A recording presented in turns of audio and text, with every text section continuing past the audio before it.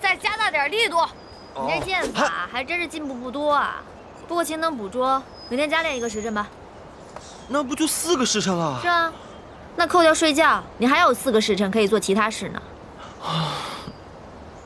哎，林妈妈，家里有没有人参和鸡呀？厨娘今日有买鸡，要做葱油鸡。人参嘛，咱们府里向来是不少的。怎么，小姐你想喝参鸡汤？不是我想喝，是我想做给伯爷喝。姐，千万不要！你往日喂些奇怪的东西给小弟就算了，这姐夫他身子骨弱，扛不住你这样糟蹋他。我不是说了吗？勤能补拙，勤能补拙。就是，我是厨艺不好，但是呢，我也可以多练习。伯爷从小就一个人，我既然要为人妻了，就应该多学会做一些事情，好让伯爷感受到家的温暖。但是让厨娘做不就行了？何必自己来呢？亲手做才有诚意啊。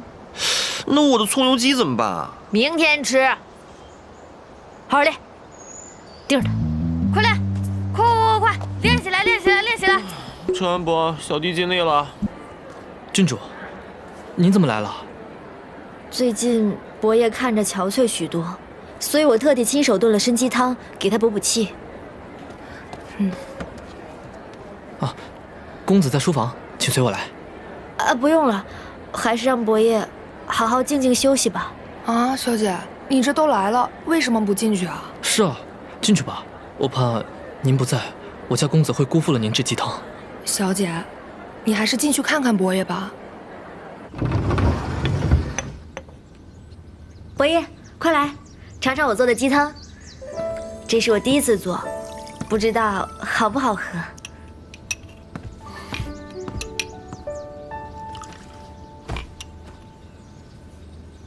来，花花，先前的事，伯爷心情不好，花花呀根本没放在心上。既然是花花做的汤，那我定要好好尝尝。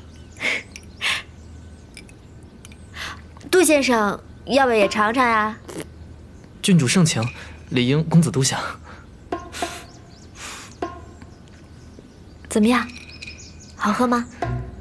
想不到花花第一次做汤，竟如此入味。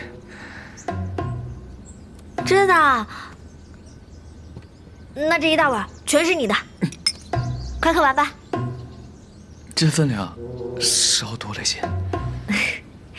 那我可以帮你一块儿喝。不，既然是花花的心意，那我一点也不能辜负。别光喝汤，多吃点肉。真没想到，原来我下厨居然这么有天分。那既然这么好吃，我明天呀继续给你做。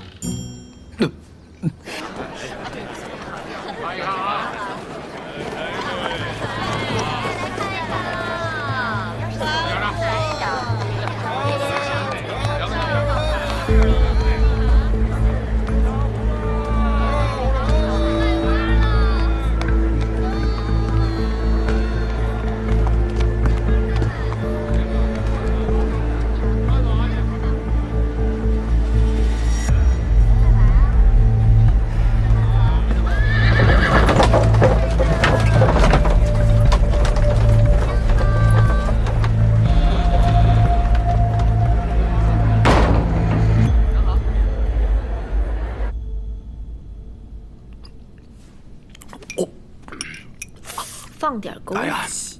闺女，天生我材必有用，正所谓。爹，别说了，别再管我脚了。姐，你别再做参鸡汤了，难喝死了。是啊。不可能，伯爷全喝完了，还夸我呢。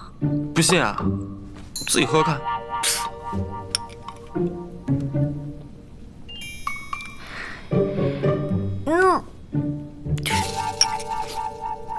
这么苦。那这个陈安伯也不说，还自己全部喝完了，也不让我帮忙。这还不明白吗？那是因为他心里面爱你，所以才不想告诉你实情，才忍着把它喝下去了。这样啊？那看来我们家伯爷还挺怜惜我的。不行，我要精进我的厨艺，回馈他。啊，别啊，姐，你就别为难陈安博的胃了。厨艺这种事情，还是谢婉瑜在好。你怎么知道谢婉瑜会做饭啊？这不是重点，哎，重点是姐夫。姐夫他到底怎么了？也不是什么大事吧。我们两个谈过了，其实就是想起小时候的事情，想家人了呗。就自己喝闷酒，喝多了就想我了，然后就喝什么闷酒啊？你跟他说想喝酒找我，我陪他喝呀。行，下回我转告伯爷。一说酒你就来劲。